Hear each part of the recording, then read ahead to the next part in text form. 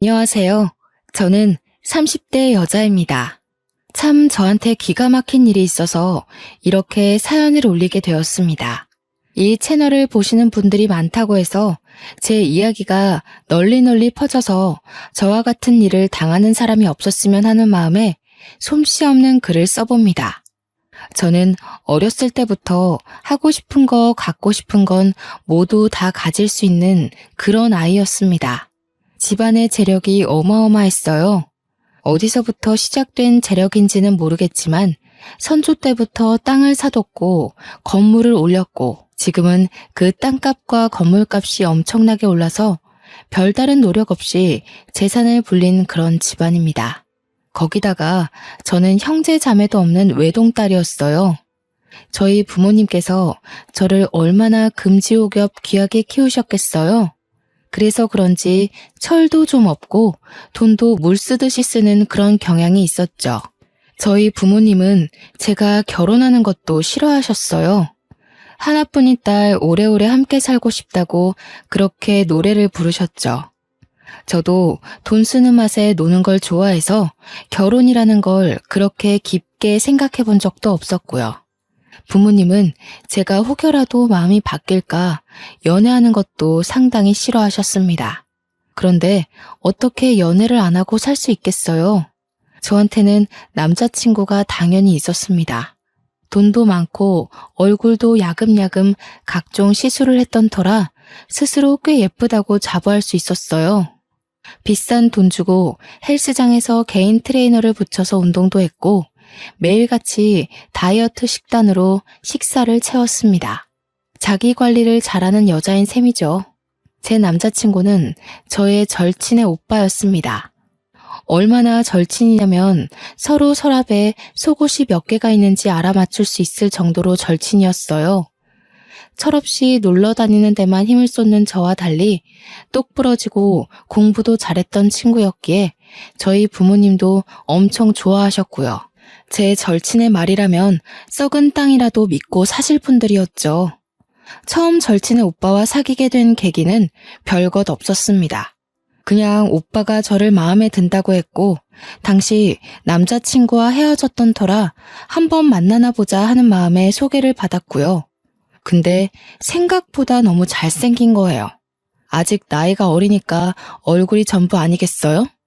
거기다가 저에게 엄청 자상하게 대해주는데 저도 모르게 마음을 홀랑 빼앗기고 말았습니다. 거기다가 친구와 오빠 사이도 상당히 좋아 보였습니다.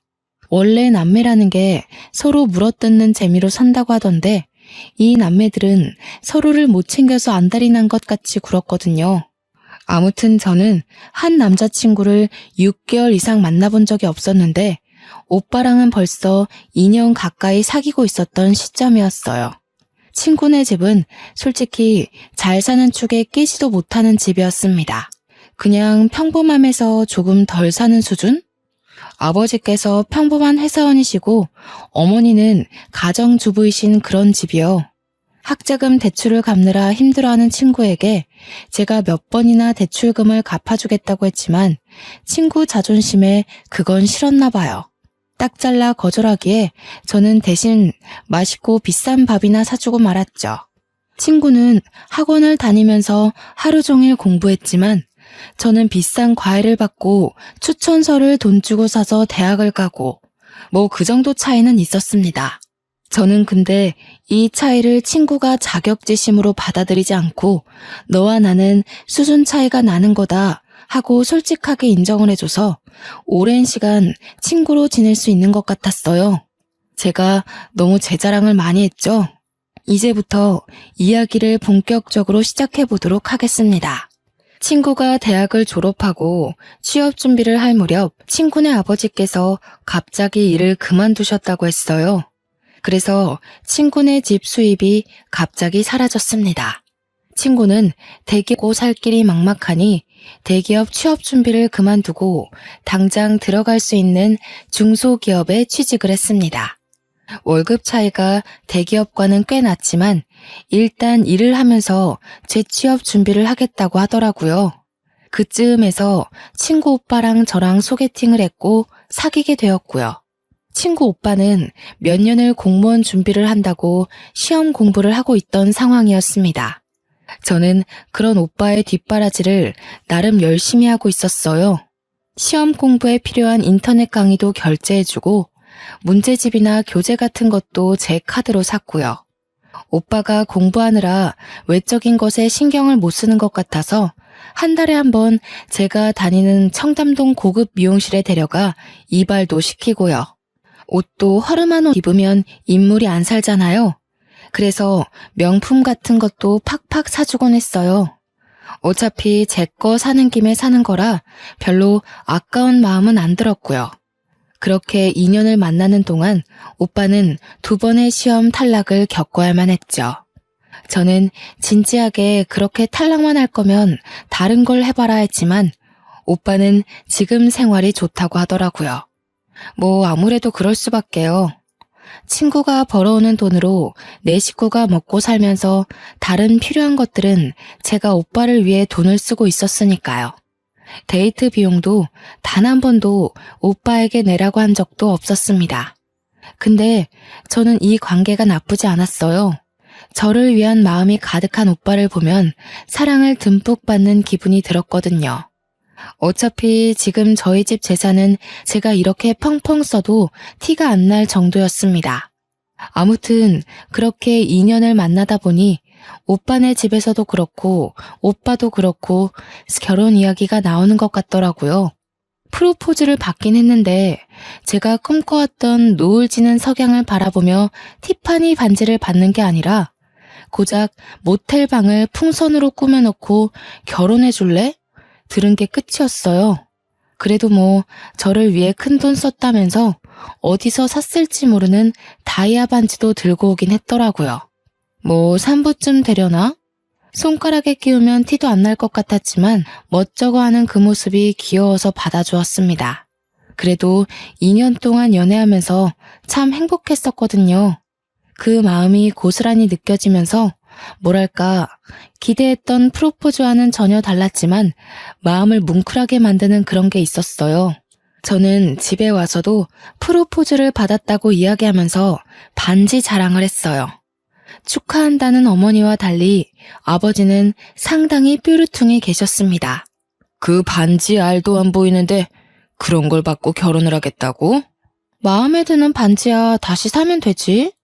보니까 집안 수준 차이도 좀 나는 것 같고 딱히 직장도 없다던데 어떻게 살려고 그래? 어차피 아빠가 준 건물도 있고 지금 나 돈 쓰는 거에 문제 하나도 없잖아요. 나 결혼하면 설마 카드 뺏어가려고 그래요? 아니 그런 건 아니지만 그래도 좀 있는 집 아들이랑 결혼해야 나중에도 잘 먹고 잘 살고 하지 않겠냐 이거지.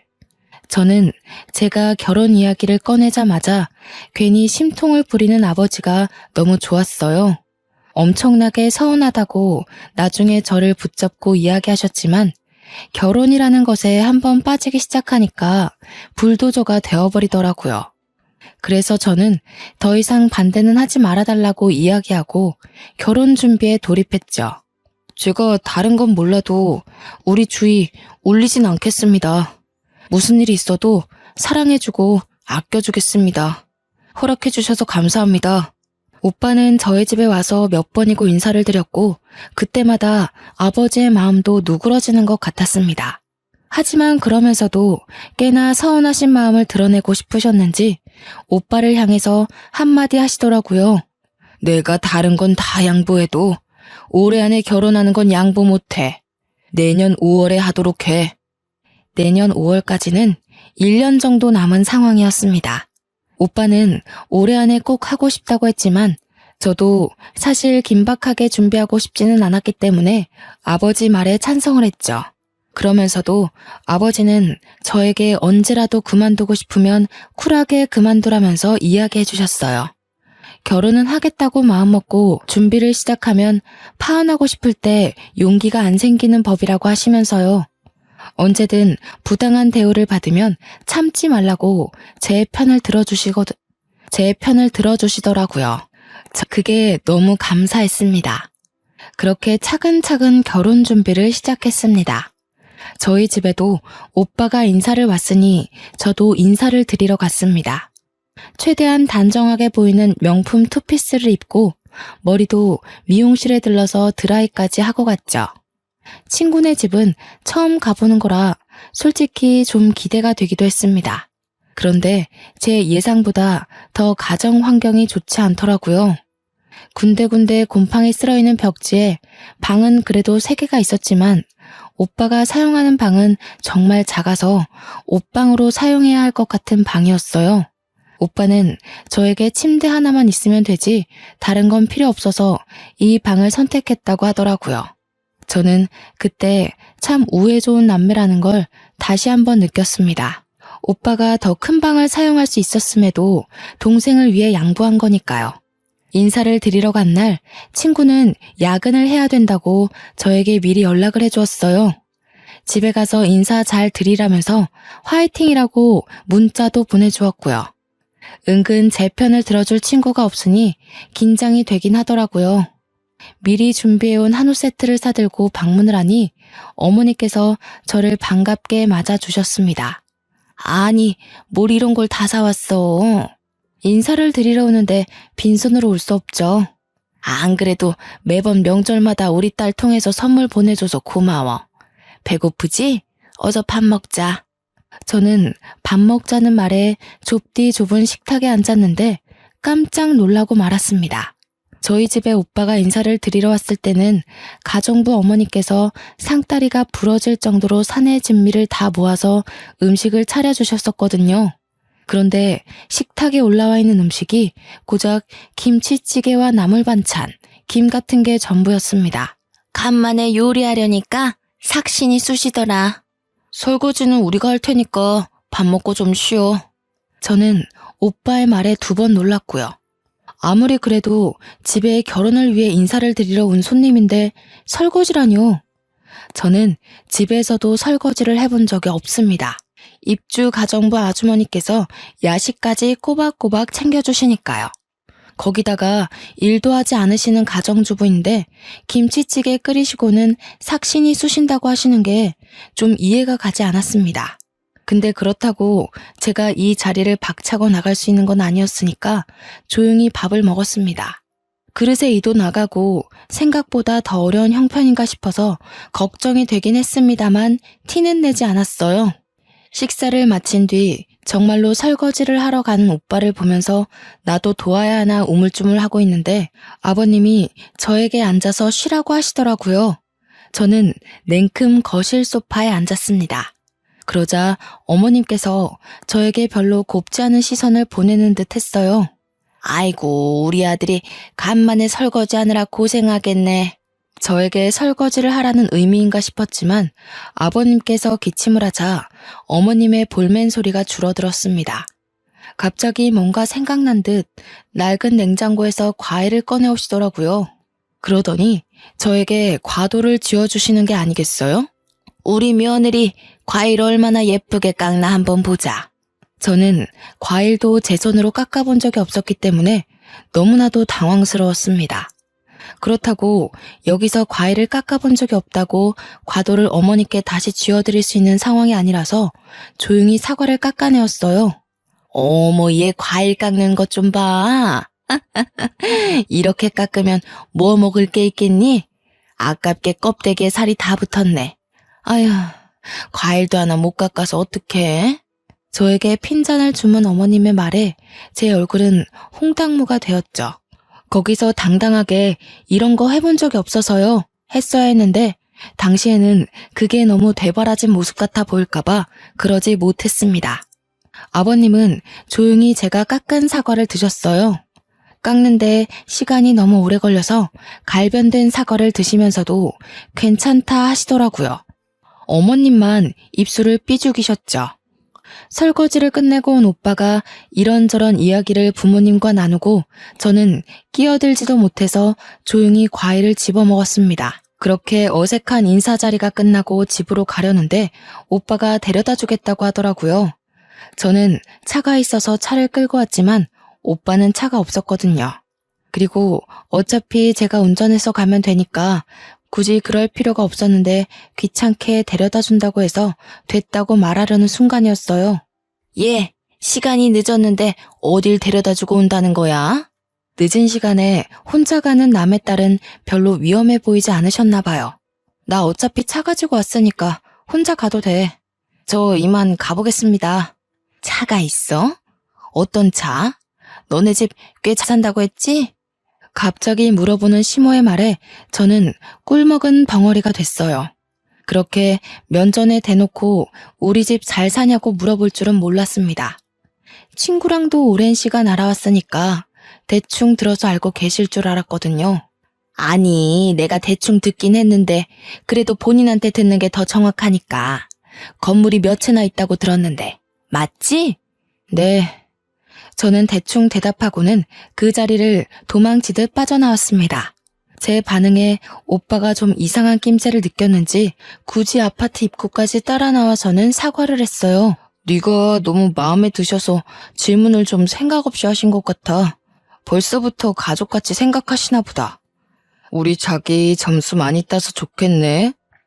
저는 오빠의 말에 조금 안심이 되었습니다. 가족같이 생각해서 그런 질문을 했다고 하면서 점수를 많이 딴 거라고 하니까요. 저는 오늘 즐거웠다고 인사를 하고는 집으로 돌아왔어요.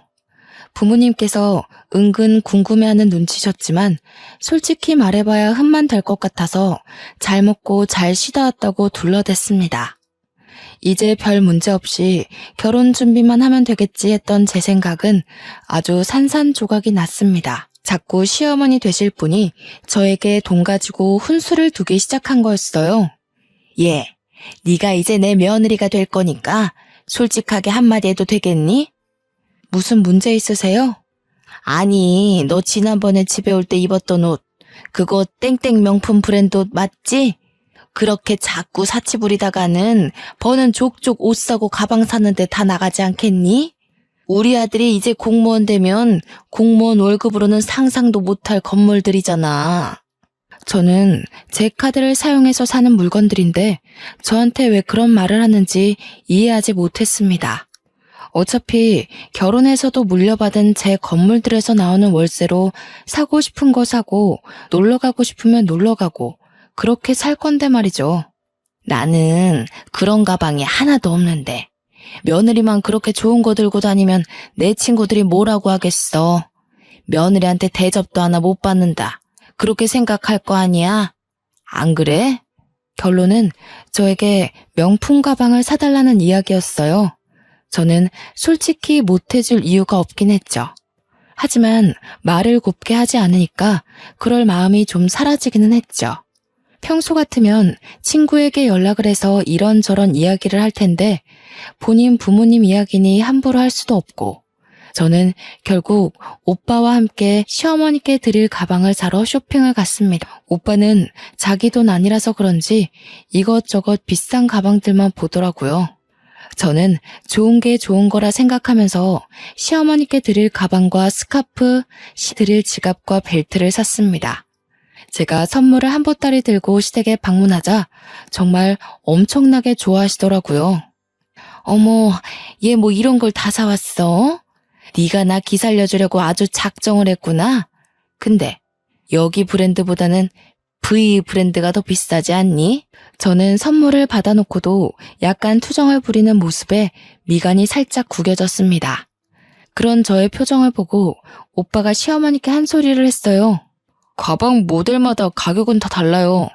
며느리가 시어머니께 점수 따려고 사온 건데 그렇게 표현해야겠어요? 아니 뭐 내가 뭘 어쨌다고. 아무튼 고맙다 얘. 안 그래도 할 이야기가 있었는데 잠깐 앉았다가 가라. 저에게 할 이야기가 있다고 하시면서 커피를 타주시더라고요. 믹스커피지만 워낙 달달한 걸 좋아하기 때문에 감사합니다 하고 받았습니다. 아니, 내가 지난번에 왜 건물 몇 채 있느냐고 물어봤었잖아. 거기 혹시 비어있는 자리도 없니? 아마 지금은 없을 거예요. 계약 기간이 6개월 정도 남은 자리는 있고요. 그래? 그럼 잘 됐다. 알다시피 우리 딸이 혼자 벌어다가 가족들 생계를 책임지고 있잖니. 하루 이틀 미안해야지 원. 그래서 말인데 나랑 바깥 양반이랑 가게라도 한번 해볼까 하는데 며느리 좋다는 게 뭐야. 자리 하나만 내줘.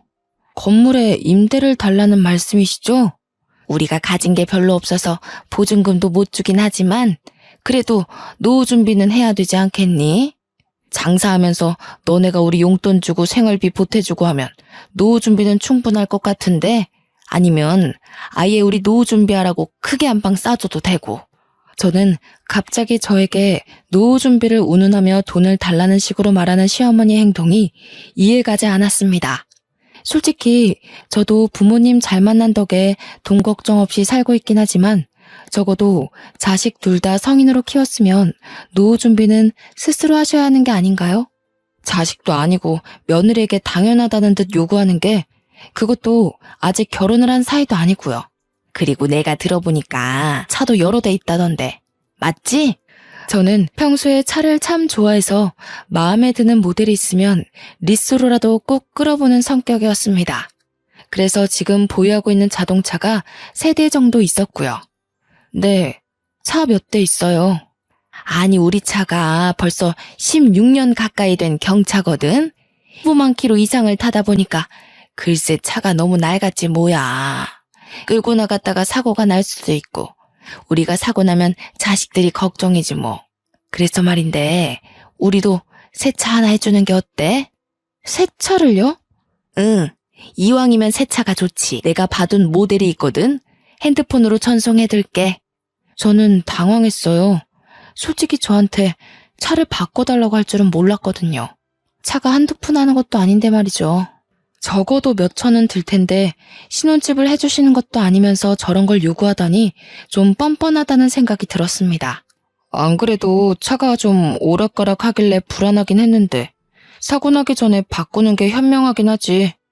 오빠마저도 차를 바꿔달라는 식으로 이야기하길래 저는 마지못해 일단 알았다는 행동을 했습니다.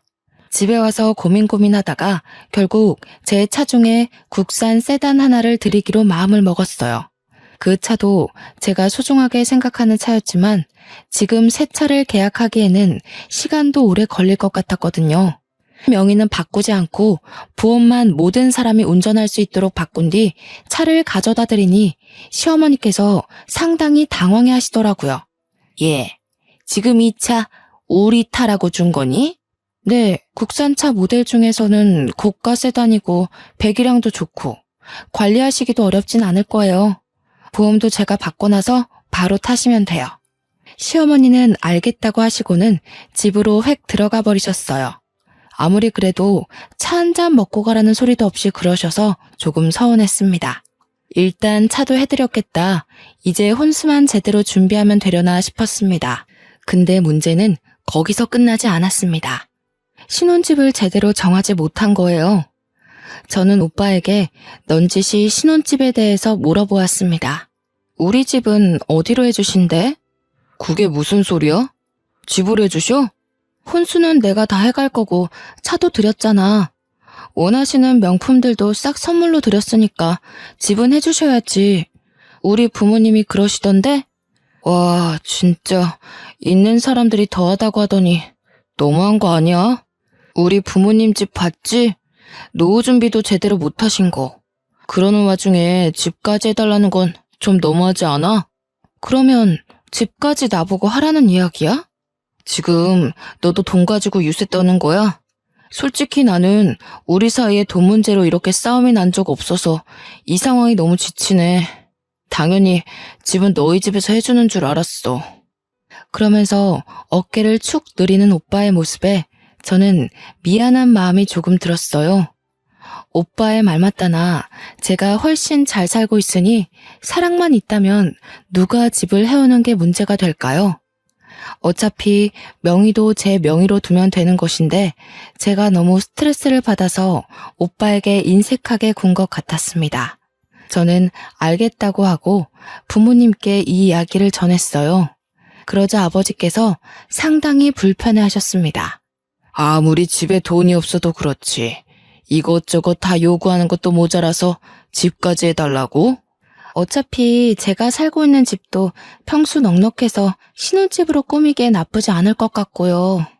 기운 집안에 시집 보내는 것도 속이 터지겠는데 그래도 네가 그렇게 좋다고 하니 내가 어찌 반대를 하겠니? 속상해 하시면서도 아버지는 제 편을 들어주셨습니다. 저는 그래서 일단 침대나 가구를 바꾸기로 결정하고 오빠와 함께 혼수를 보러 다녔어요. 결혼식까지는 6개월 정도 남아있는 상태였기 때문에 일단 신혼집부터 새로 꾸미기로 결정했지요. 가구를 보고 살림을 보러 다니니 또 신이 나더라고요. 항상 새 물건을 구입할 때는 기분이 좋잖아요. 세탁기도 바꾸고 냉장고도 좀 더 큰 걸로 바꾸기로 결정하고는 혼수를 보고 있는데 시어머니께서 찾아오셨습니다. 예, 가전이나 혼수 볼 때는 어른들이랑 함께 다니는 거야. 저는 신이 나서 백화점 가전 매장을 쭉 훑었습니다. 냉장고랑 김치 냉장고를 한창 보고 있는데 시어머니께서 냉장고를 막 어루만지면서 저에게 말씀하시더라고요. 이 냉장고 엄청 좋아 보이지? 네, 근데 너무 커서 신혼 살림에는 어울리지 않을 것 같아요. 누가 신혼집 말하니? 우리 집 말이야. 냉장고 바꾸시려고요? 여러 개 사면 좀 싸게 안 해주겠니? 너 신혼 가구 바꾸는 김에 우리 집 냉장고도 좀 바꿔주렴. 저는 거기서 우뚝 멈춰서서 오빠를 바라보았습니다. 그러자 오빠 입에서 나온 말이 가관이었어요. 차도 있던 거 줬으니까 돈 아꼈잖아. 냉장고 하나 바꿔드려도 괜찮을 것 같지 않아? 차값 생각하면 훨씬 싸게 먹히는 장사 같은데. 그래. 너 외제차도 2대나 있다면서 굳이 우리한테 국산차 준 거 아니니? 굳었으니까 그걸로 냉장고나 한 대 사줘라. 이 김치 냉장고랑 세트인가 본데? 저는 냉장고에 흠뻑 빠진 시어머니를 두고 오빠를 잡아채서 구석진 곳으로 갔습니다. 해도 너무하지 않아? 냉장고까지 사달라고 하는 건. 그리고 외제차 이야기는 왜 나오는 거야? 그거 유지할 수 있는 돈은 있고? 그 정도는 네가 좀 챙겨줄 수 있는 거잖아. 결혼도 코앞인데 그 공무원 시험 때려치고 취직할 생각이나 해. 저는 오빠에게 딱 잘라 이야기했고 더 이상 오빠는 냉장고를 사주라는 이야기를 하지 않았습니다. 저는 진짜 하다 이런 것까지 요구하는 시댁에 점점 질려가고 있었어요. 그날 이후 연락이 뜸했던 오빠는 갑자기 저에게 돈을 좀 빌려줄 수 있느냐고 물었습니다. 생활비가 모자라다는 이유였어요. 친구가 이번 달에 돈 나갈 일이 많아서 생활비를 적게 가져다 주었다는 것이었죠. 저는 제 친구가 진심으로 불쌍하게 느껴졌습니다. 그렇게 고생해서 돈을 벌어 집에서 한량처럼 놀고 있는 식구들에게 갖다 바쳐야 한다는 사실이요. 저는 오빠에게 제 카드를 한 장 주었습니다. 한도가 얼마였는지 기억도 안 나는 카드이지만 당장 생활비가 모자라다고 울먹이는데 어떻게 모른 척할 수 있겠어요? 그랬더니 글쎄 카드를 긁어도 너무 긁는 게 아니겠어요? 무슨 백화점에 뭘 샀고 하루 종일 카드 알림 문자가 도착했습니다. 저는 그 내역에서 또 한 번 깊은 빡침을 느꼈죠. 어머님께서 가지고 싶다던 냉장고를 결제한 내역이 떡하니 있는 게 아니겠어요? 오빠, 지금 내 카드로 냉장고를 산 거야? 지금 내 카드 내역 일일이 확인한 거야? 그게 왜 오빠 카드야, 내 카드지. 문자 알림 오는 거 몰라서 그래? 생활비가 모자라다더니 웬 냉장고를 긁어? 우리 집 냉장고가 많이 낡아서 고장이 났어. 급하게 사느라 어쩔 수 없이 네 카드 좀 썼어. 미안해. 그래도 카드 한도 자체가 제가 감당할 수 있는 정도라서 일단 넘어가줬습니다. 그런데 제가 진짜 제일 열받는 일은 그 다음에 벌어졌어요. 결혼식을 3개월 앞둔 시점 청첩장이 나왔고 저는 청첩장을 돌리러 다니기 시작했습니다. 저희 부모님께서도 슬슬 지인분들께 청첩장을 나눠주겠다고 하셨고요. 드디어 결혼하는구나 싶어서 마음이 두근두근 거릴 때 시어머니께서 전화를 하셨어요. 예, 바쁘니? 무슨 일이세요? 아니, 내가 이용한 점집에 갔는데 네가 남자가 많아 보인다고 하지 뭐야? 너 사주 좀 불러봐라.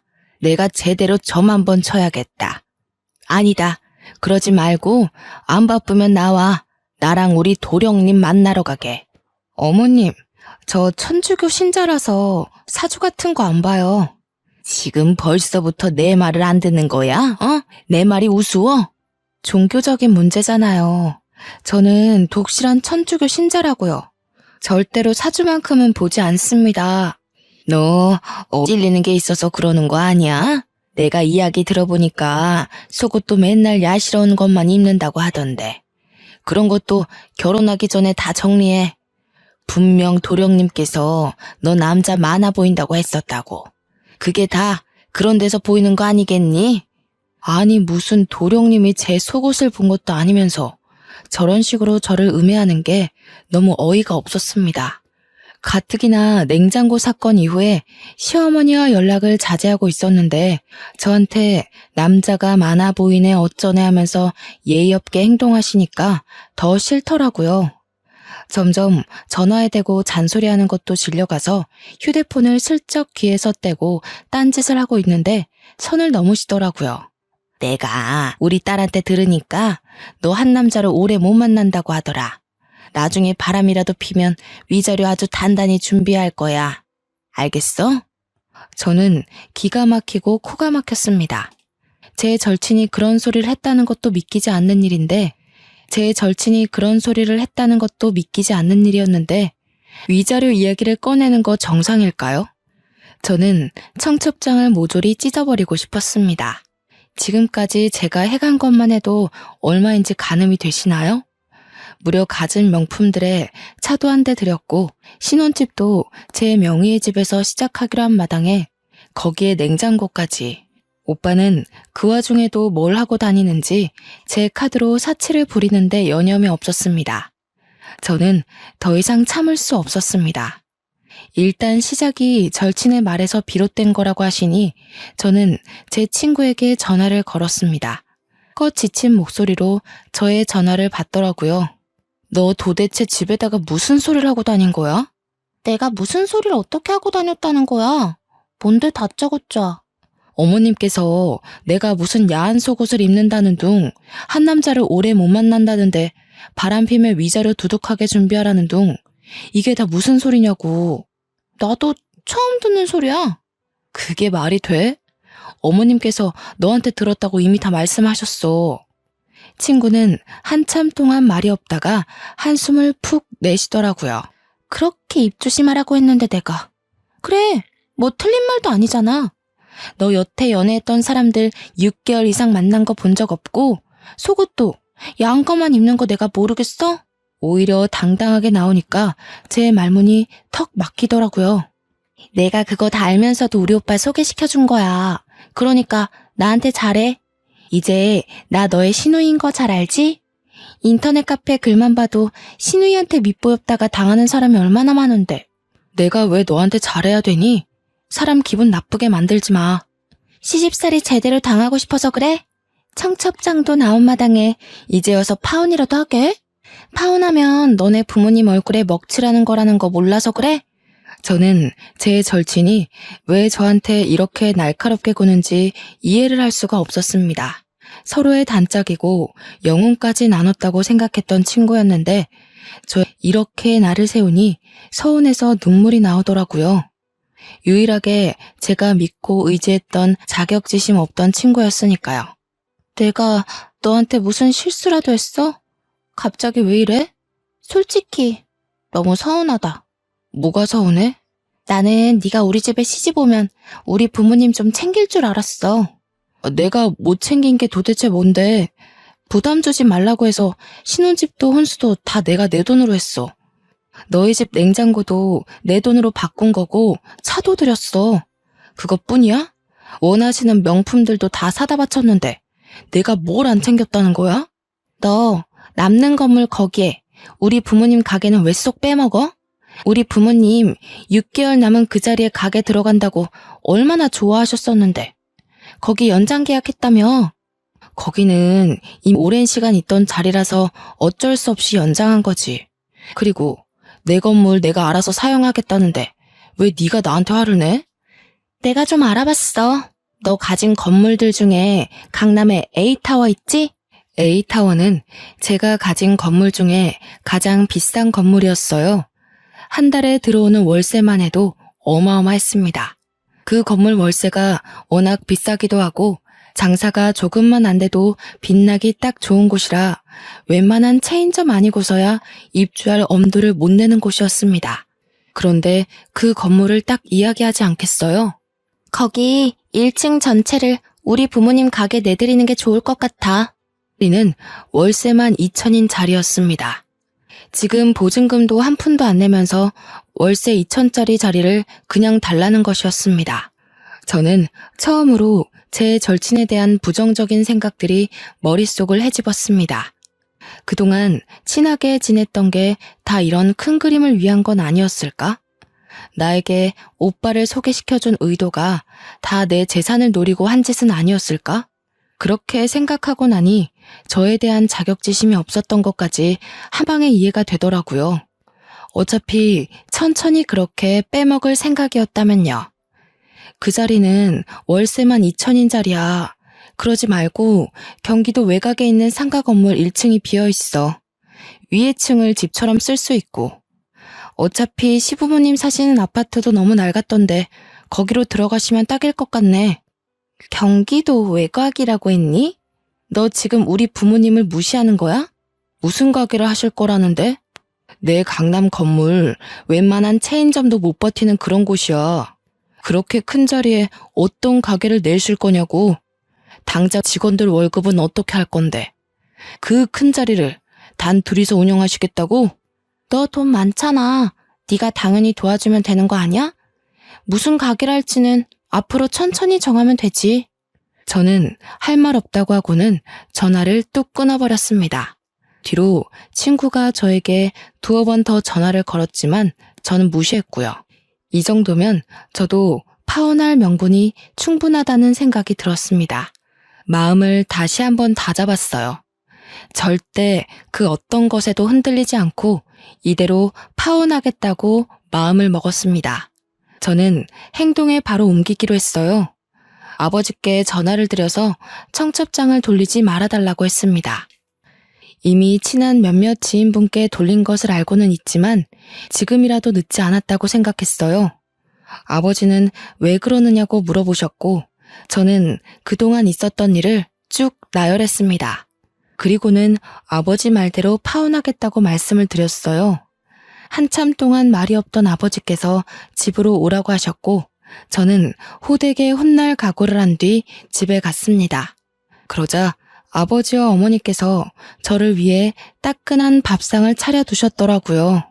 그동안 고생했다면서 얼마나 마음이 힘들었을지 상상조차 안 된다고 하시면서 밥 먹자고 하셨어요. 저는 뜨끈한 쌀밥을 목구멍에 밀어넣으면서 눈물을 흘렸습니다. 그 뒤에 휴대폰을 확인하니 오빠와 시부모님에게도 여러 통 전화가 와 있더라고요. 저는 일단 오빠를 제외한 모든 사람을 수신 거부 처리해 두었습니다. 물론 제 절친도 함께요. 그리고는 오빠에게 전화를 걸었습니다. 왜 이제서야 연락이 돼? 지금 뭐 하는 짓이야? 할 말이 뭔데? 나도 마침 할 말 있어. 먼저 말해. 오늘 내 동생이랑 통화했다며. 이야기 다 들었어. 아무리 강남 건물이 아깝다고 해도 우리 부모님한테 어떻게 경기도 외곽으로 가라고 할 수 있어? 그리고 다른 건물에서도 월세 많이 받으면서 고작 2천 가지고 쪼잔하게 굴 거야? 저는 기분이 확 상했습니다. 그동안 제가 참아준 것들을 생각도 안 하고 고작 2천 가지고 쪼잔하게라뇨.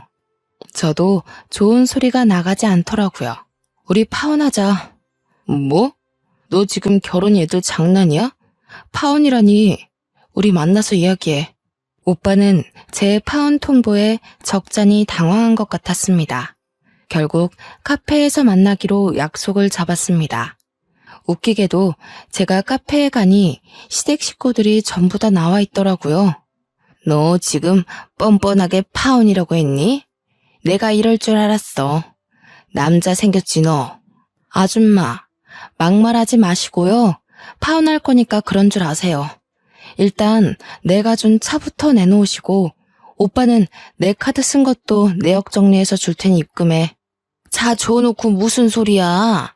너 때문에 우리 차 팔았던 건 생각 안 하고 차를 내놓으라고? 이대로는 파혼 못해. 위자료 내놔. 위자료?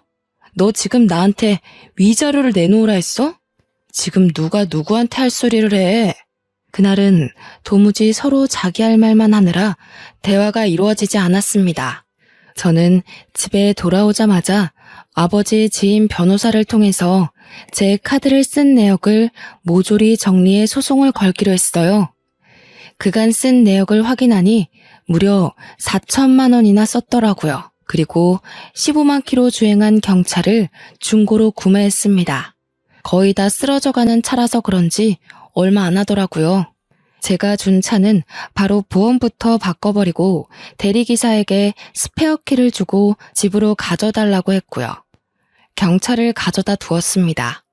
제가 도무지 파혼에 대한 생각을 굽히지 않자 저에게 미안하다고 집 앞으로 찾아와 빌고 있는 오빠에게 경차 차 키를 던져주었습니다.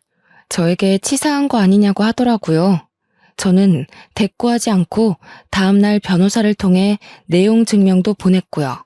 당장 돈 때문에 발등에 불이 떨어진 오빠네 가족 모두 다 저희 집에 찾아와서 울고 불고 빌고 나중에는 소리 지르고 난리를 치더라고요. 저는 조용히 경찰을 불러서 해결했습니다.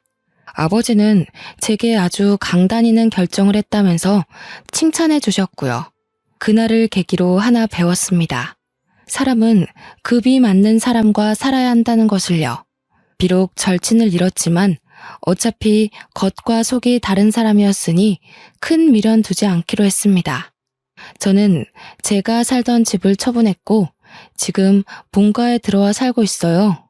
부모님과 행복하게 살다가 나중에 선봐서 급 맞는 사람과 결혼하려고 합니다. 제 이야기를 들어주셔서 너무나도 고맙습니다.